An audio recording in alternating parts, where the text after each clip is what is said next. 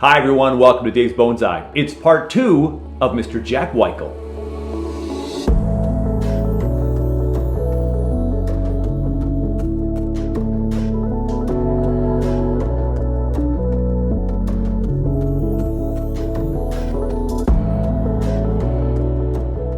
I forgot to mention this on the first video, but my thanks to Toby, my son, who came along. This was our road trip last year as we went all the way through into Canada and to upstate New York and back. And our trip first began with Michigan and Tim Cox over there at the West Michigan Bonsai, and then in Tipton with Jack Weichel, the one and only.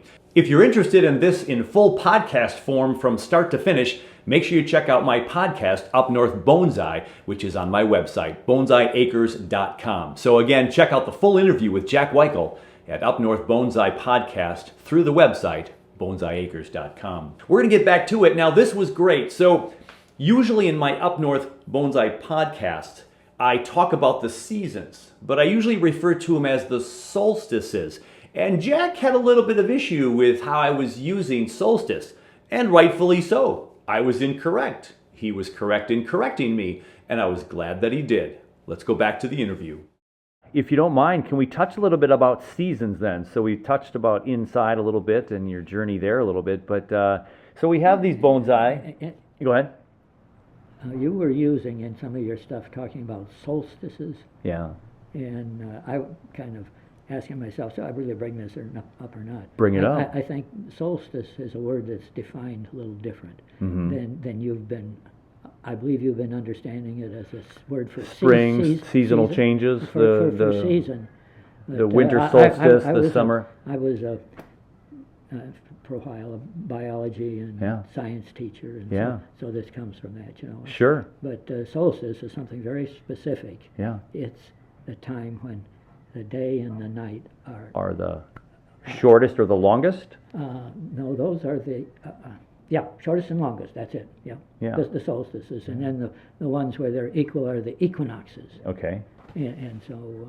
So when you talk about a summer solstice, it's that time when you're changing from longer to shorter day, or vice versa. Yeah.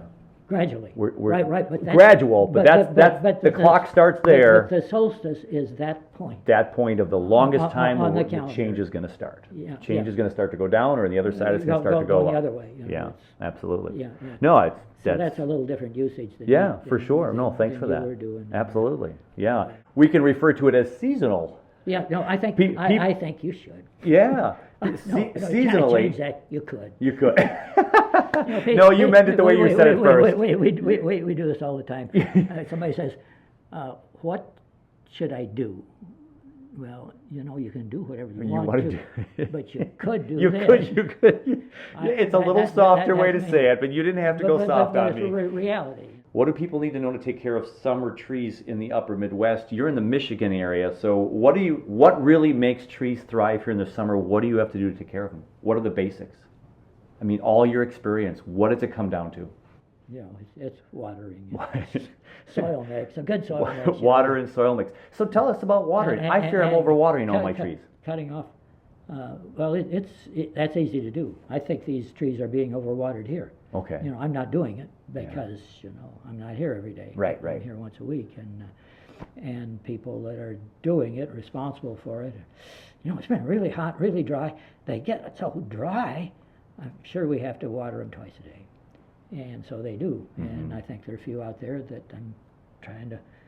We're going to be better off if we wait on if we wait. But that idea of a cycle where you water them really well and let the surface begin to get noticeably dry, right, and then water really well again. And so as soon as you water, and some of the things like some of the mixes that Boone and Weichel and so on are been pretty successful with, they don't have any soil and so on. You know, they're very porous. There's a lot of space in the soil. Yeah. And once you do that, then you can water them all the time if you want. Yeah. They're draining so fast. It's not a problem. Sure. But and maybe at the extreme, then maybe you do need to do them twice a day. But if you have a mix that's too, maybe on the edge of being too water retentive. As soon as you water them, it's too wet for the roots to be healthy. And then as they dry, there's a cycle where, okay, we've got air and water in the soil, both present at the same time. Oxygen diffuses, are you ready? 10,000 times faster through air than through water. 10,000 times faster. So that diffuses growth. Well, what are you saying? I say oxygen moves through the air to where it's in less quantity, you know. So to keep oxygen available to the roots, the tree doesn't have the circulatory system that we have. Right. So most roots, except for some things that are water lilies and bald cypress and so on, that are really adapted to that. They have systems for sending air down letting air get down from up above through the tree system. Sure. But most roots have to have the oxygen that's necessary to maintain life taken up right close to them. Yeah. And so they need water, but they need a supply of oxygen They need available. the oxygen, The balance of that water and oxygen is crucial. Almost every time you water, run enough water through that soil mass so that you're leaching out stuff that the plant can't use. Sure. You know, keeping salts, minerals that the plant can't use. And flushing those out. That you're routinely flushing it out. Yeah. Of the varieties you have here at Hidden Lake, what do you, any work on the summer? Or you're just watering them and letting them do their thing? Well, at this level, and these are all refined trees. Mostly refined trees. Okay, now let's think about this. Yeah. What's probably happening in addition to what you're talking about? Well, the heat. Yeah, they all, some of them got stressed a little bit at times, but looks like they're doing pretty well. They look pretty darn healthy. And many of them keep going pretty much, not all. You know, some as soon as the days start getting shorter. Yeah. Back to the seasonal change. Yeah, the solstice there. Solstice. That many of them will pretty much stop pushing out new shoots and focus on storing reserves for next year. For next year.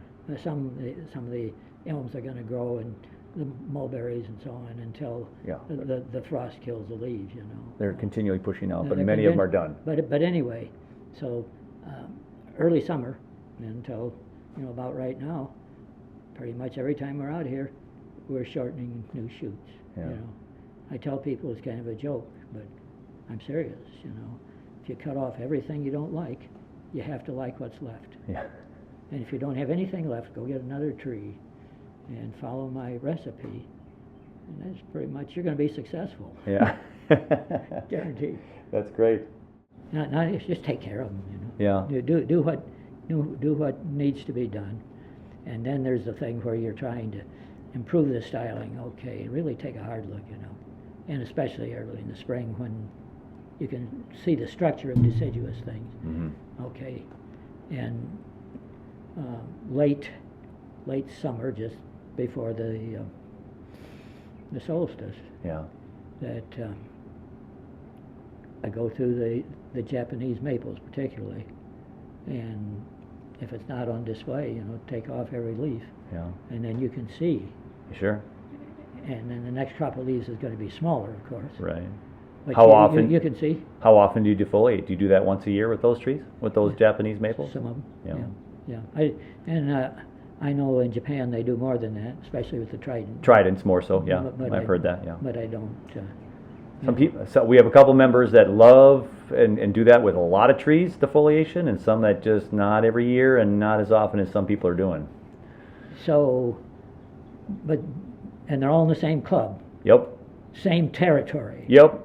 Okay, and now it's all sort of working, One incident that's related to this that I think would be of interest to you. There's a native red maple. Yeah. Acer rubrum. Okay. Going up in where you are and all the way down into Florida. Just a common field maple, red maple. The one that's called red maple. Red maple. Acer rubrum. Typically has pretty nice red fall color. Yeah. But it's a native here. Uh-huh. The things that are off schedule typically are the non-natives, Yeah. And they're doing all kinds of things that wouldn't be wise in this climate. Right. But we protect them. We protect them. A little bit. But anyway, So I found this growing in a place where, for some reason, this thing had a trunk maybe this big, and it was about this tall. Okay, I'll take that home with me, you know. And then, okay, you know, the leaves are kind of big, and I know you know, the Japanese defoliate maples all the time. You know, I just cut them off, leaves off. Sure. This is, you know, beyond. It might have been the second week in July. I don't think it was farther than that. About this time of year. About this time of the year, or a little beyond that. I clicked over.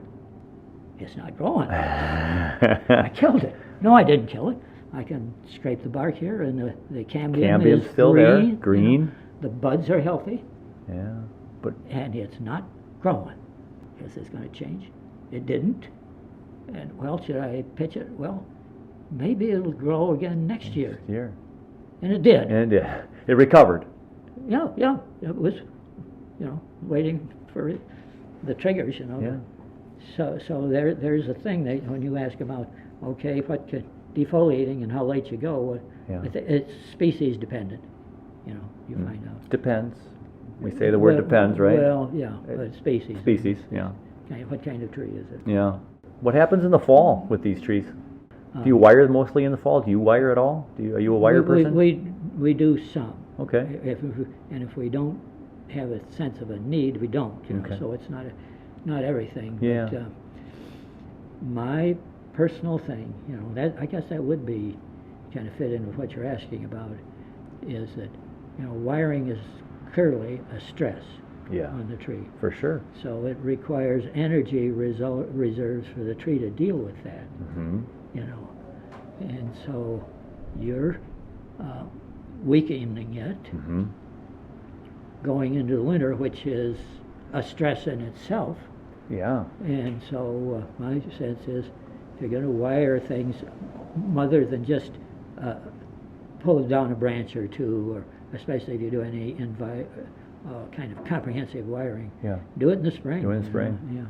So that is kind of. That's a good point. Because it is stressful on the tree. But that's what we do. Yeah.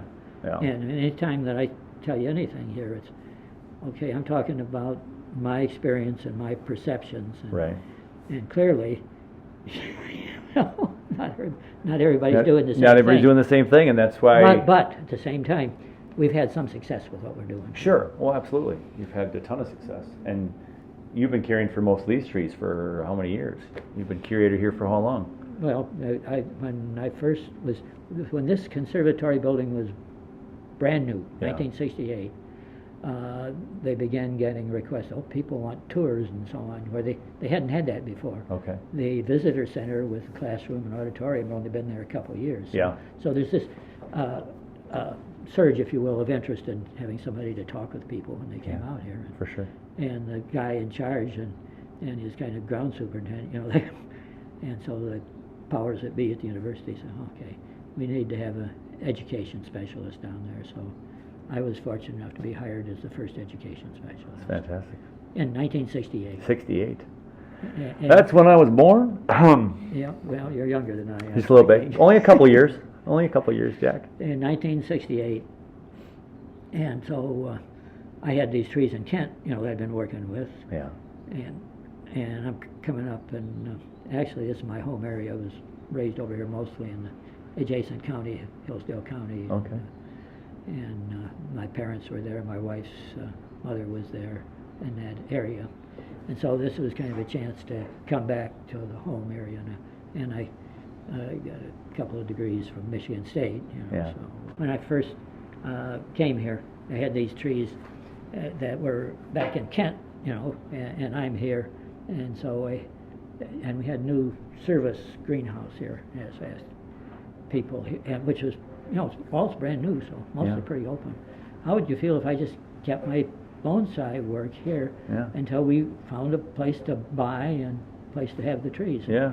When they saw what I had, it was almost same day, you know. He said, how would you feel about having a few of these on display? Oh, yeah. I didn't think about that very long. Right, yeah. No, I could do that. Yeah, sure. And so the first bonsai here, for quite a few years, were just my trees that we were displaying here. Yeah. It was in the late 1980s that one of my bonsai collaborators, bonsai buddies, passed away, liver. She was never a drinker, but she had liver disease. Okay. And her family asked if would Hidden Lake Gardens accept Elsie's trees to have their own collection. Oh. And if you do, you can have her stock also. Yeah. And we'll invite memorial donations to help support the collection. Sure. And the family will give some money. Yeah. So that transition then was kind of the nest egg for what's grown from here. So Very I nice. took my trees home. Yeah. And then, more started building in this collection. And more stuff started coming Yeah. in. And at one point, I bought a collection because a guy that his life changed and he felt he had to get rid of his bonsai. And Jack would just buy everything. And so, well, sure. Sure. And so he came up with a price, and Yes. and he was happy, and I paid him, and I got him home, and I didn't pay him enough. Nah. You know? And so eventually I wrote him another check. Really? I did. And Yeah. so I had his collection and my collection. Yeah. And so you'll see some trees out here that have my name on them as donor, but I gave those trees that he had done to the gardens here to help support this Support collection. the cause, yeah. Support the collection. Yeah. When I turned 80, I've got significant investment in this. I had a pretty decent bonsai collection at home, including this tree. Yeah. And, several others that you can see out there. Yeah. I don't know how my health's going to hold up. It's kind of the story I'm telling now, 10 years later. 10 years later, yeah. 10 years later. Maybe I should start selling some of these. So I should start selling some of these. Yeah.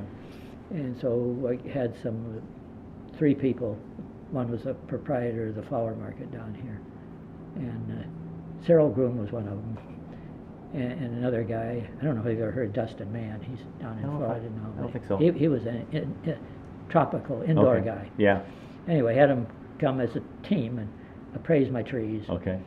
And come up with some numbers, what they thought would be reasonable selling prices. Sure. And this is the way my thinking, I could have done a lot better, but I didn't realize that. Yeah. I said, if I got 60% of the appraised value, this would be way more than I could just get for these. Just get for the trees on your own. Just selling them or getting it for them Yeah. on my own. So we set up a sale, and my idea was there are going to be some things that aren't sold. Yeah. So I'll just give them to Hidden Lake Gardens and Mathai Botanical Garden that I recommended to you. Yeah, They've got the real collection, actually. Yeah. And then it very quickly became apparent after I said I'd be willing to do that that they didn't want to wait for the leftovers. And it hadn't really occurred to me that might be true. Sure. And so, these things could be hanging around So I invited representatives for the three different entities to come one day, and they rotated, took turns. Hidden Lake Gardens got first choice, and then Mathai and then Meyer. And basically anything that is still available that you want at 60% of the appraised value, you can. I'll sell it to you. And so they just kept going rotate around until they were satisfied. I think they bought between the three of them 25 or so of the higher value stuff. 2 seasons down, and now we move to winter and spring, including the discussion of a cellar-type cold frame, which since the recording of this podcast has come to fruition. Hidden Lakes Gardens has used some of the legacy dollars to install this system. I look forward to visiting that new system the next time I visit Hidden Lake Gardens. So what happens in the winter with this group of trees? How do we care for them here? Well, what we really want to do is build like the old-fashioned fruit cellar, a bunker, where we can put them inside for the winter. And I know that controversy is they need light in the winter. Hell no. Well, more people are putting lights in their cold frames, Jack. Why do you say no? Why are they? I return question. Why are they doing that for? My only thought is, So I if you have got to tell you a story. Go ahead. When one of my first bonsai societies, I'm down in Kent, Ohio, I found there was a Cleveland Bonsai Club. Okay. Oldest bonsai society east of the Rockies. Okay. I said, oh boy, I got to be part of that. It took me better part of an hour to drive, more than that, to drive up there, and then I had to come home. But so I joined the Cleveland Bonsai Club, and I started hanging on every word there. Yeah. There was this one guy that seemed to be very heavily involved and approachable. And so I invited myself to visit his house, see what he was doing. Yeah. Anyway, I looked around and, okay, same question.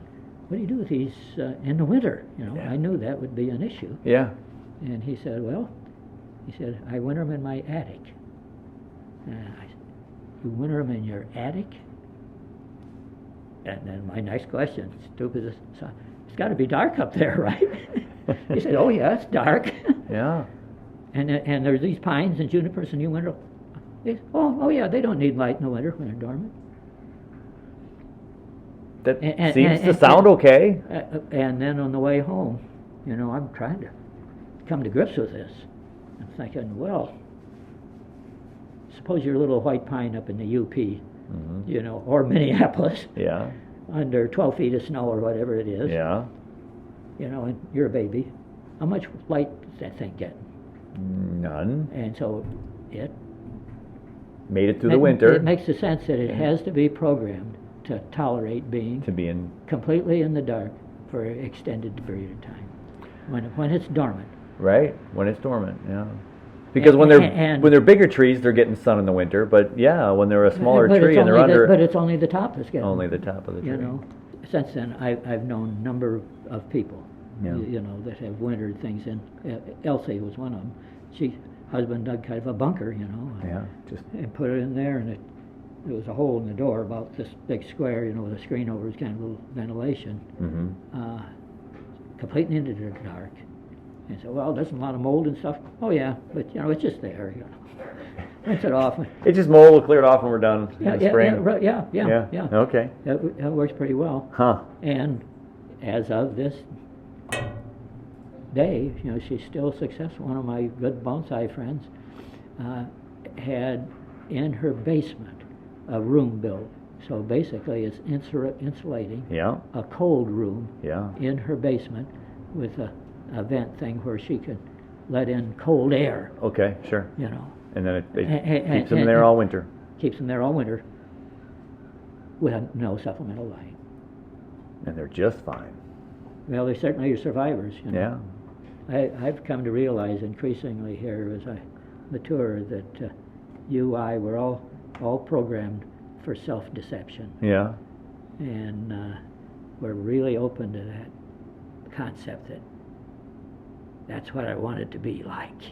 Yeah, right. Oh, sure. Yeah, we get kind of fixed on that, don't we? Yeah, you could get whole into religious discussion and all stuff. Yeah, we get pretty fixed on stuff like that. I agree. Yeah, so... yeah.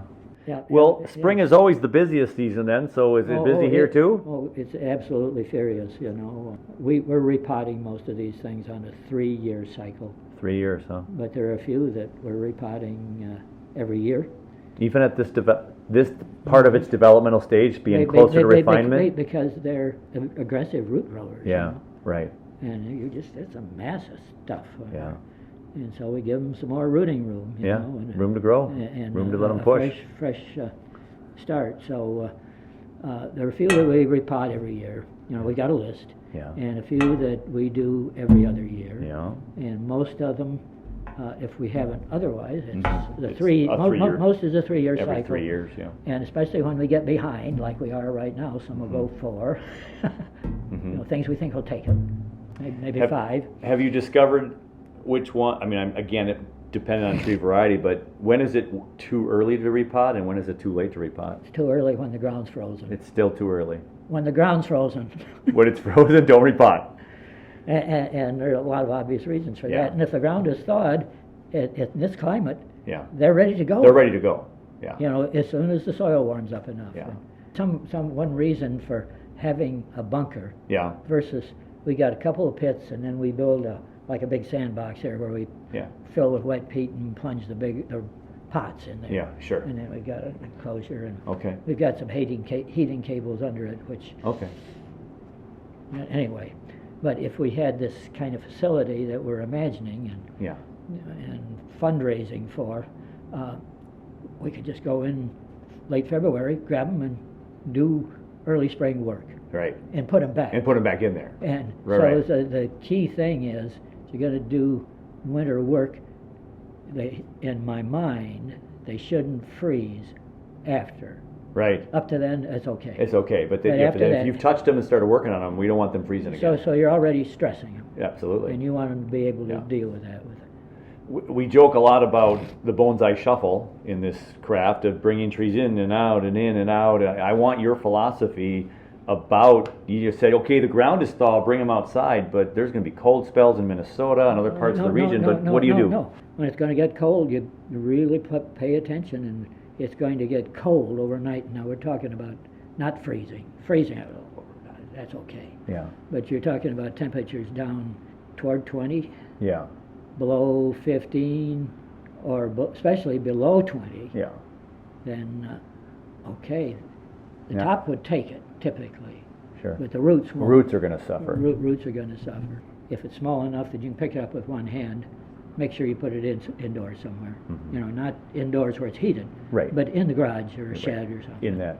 In that cold frame shed, garagey type. Yeah. And you don't have to bury it back in the soil. Just. Yeah. And if it's bigger than that, at least if you can handle it with two hands, just set it on the soil, because the soil is going to be warmer than the air. Mm-hmm. Even when everything's as cold as. So you're getting some radiated heat from there. If you can't lift it, then maybe it'll be okay up on the bench. On the bench, yeah. It's more likely to. We lost a few that way. Sure. So in spring, you've taken some trees out, and you're saying it's freezing. It's not going to be that big of a deal. Yeah, freezing overnight. Once or twice, or multiple times. Yeah. Okay. But the temperatures are getting down toward 20. Then we have to. Yeah, let's say below 15. If you have to make that decision. Pick a number. 15. Yeah. And it's not just how cold it gets; it's how long they're cold. Yeah. And then how many of these fluctuations between, the less fluctuation you have, my sense is, the easier it is for the tree. No. Always seems easier on the tree. Yeah. Don't want those big spikes. Yeah. As regulated as possible, and we're going to have more success. Yeah. Moderated. Controlled environment. There you go. We wrap up our conversation with more tips for those new to bonsai, including why clubs are good for the bonsai enthusiast. You've got those young people now interested in bonsai. What will Jack say? What? Give me the nuts and bolts of what they should know if they really want to get into this hobby. Most of the people growing bonsai today are people whose first tree died. And they're done. And no, the ones growing bonsai today, they're free, and they came back and tried it again. See, most of the people growing bonsai today, I see, the first tree died. And they stuck with it. And they stuck with it. That's the point. Yeah. And so, don't just read, and don't just experiment. Read and experiment. You're going to make. And join a bonsai society. Yeah. You're going to make a lot more progress with all of the conflicting advice. Sure. What's the best perk of a club? Well, shared enthusiasm. That's the best perk. The camaraderie is pretty strong. And you soon realize, I could do that. and then there'll be some, wow. I could never do that, but either way, you're going to do a lot more than if you haven't seen that. Right. Yeah. Don't limit yourself to one tree. That's a good biggie. Yeah. More than one tree. Yeah. Bonsai styling. It's not like you're trying to follow some recipe. Yeah. Recipes help. But kind of, you're eventually it's your statement. Yeah, but it's very subjective. Understand that it's not like you're going to go do one you want. You've seen it on page 62, in your book. It's what can I do with what I have? Right. Make the most of. Do what you can with what you got where you are. Yep, exactly. Yeah. Yeah. Be patient, but don't be so patient you don't get anywhere. Be patient, but not too patient. I have to joke Find about balance. that. Tim Cox, we just looked at one of his trees, and he said he waited 3 months to make the decision to chop one of his trees. He waited 3 months. Is that too patient, or is that a perfect amount of patience? Depends upon the tree. It depends on the guy. Yeah. Yeah, and it depends on what it was decision he was trying to make. Exactly. I think this is important. Yeah. For people getting started. Okay, there's a sense. Okay, I want it to grow. If I cut it, it's going to grow more. If I cut it, it's going to grow more. Uh-huh. You can't cut a tree healthy. You can't cut a tree to be healthy. You're pruning, with few, if any, exceptions, weakens trees and slows growth. Mm-hmm. Now, what I'm saying is, sure, you cut it, and it tries to recover. Mm-hmm. So it's going to produce new stuff. But if you were being very scientific, and they've done this in the orcharding business, and Yeah. so I'm quoting them, Yeah. as support for this. Sure. That what grows back will never be what you would have had if you didn't cut anything. Uh-huh. You see, because you're just stripping off solar panels, Yeah. Reducing the photosynthetic capacity. Yeah, you're stressing the tree out regardless. Well, your trees are in the energy business, and be aware of that cycle. Yeah. Chigo there really Yeah. does that deeply. Yeah, that tree, that book. Yeah. Well, wonderful. So, I can't wait to look at more of that stuff. What else? Before protect your tree and speed your progress, get it healthy. Yeah. Maximize the reserves. Get the fuel tank full and the battery charged. You need a healthy tree, a full tree, and yeah, that's and then right. go A back charged and up tree, do and it then you again. can do the work. Yeah. There are many times when almost anything you do will be far better than not doing anything. Yeah. That's my advice. A truly inspirational bonsai practitioner, Jack Weichel. Can't thank Jack enough for letting me spend a couple of hours with him. He drove up on his own, 90 years old, parked in the parking lot, walked all the way up to the bonsai gardens, opened up the big garage door, the barn door there, and we sat and interviewed for 2 hours, closed up shop. I think he could have talked for a couple more hours. Fantastic. It was a great time talking with Jack, and I learned a lot about bonsai, a lot about Michigan bonsai, and it was just so nice to share bonsai stories with a legend, really, in the bonsai scene, especially in the upper Midwest. Yeah, so that's going to do it for another episode of Dave's Bonsai. 2 fantastic shows in my books because of Jack Weichel. I just, again, can't thank him enough. So, comments and questions, send them my way. All of the links, again, are in the description for the Meyer Gardens, the Mathai Gardens, and Tipton Hidden Lake Gardens. So much information down below for you to check out some of those links, and some links to Jack's articles that he gave me. You can check those out for yourself as well. So much knowledge, so much to share, and I hope it can help you in your bonsai journey.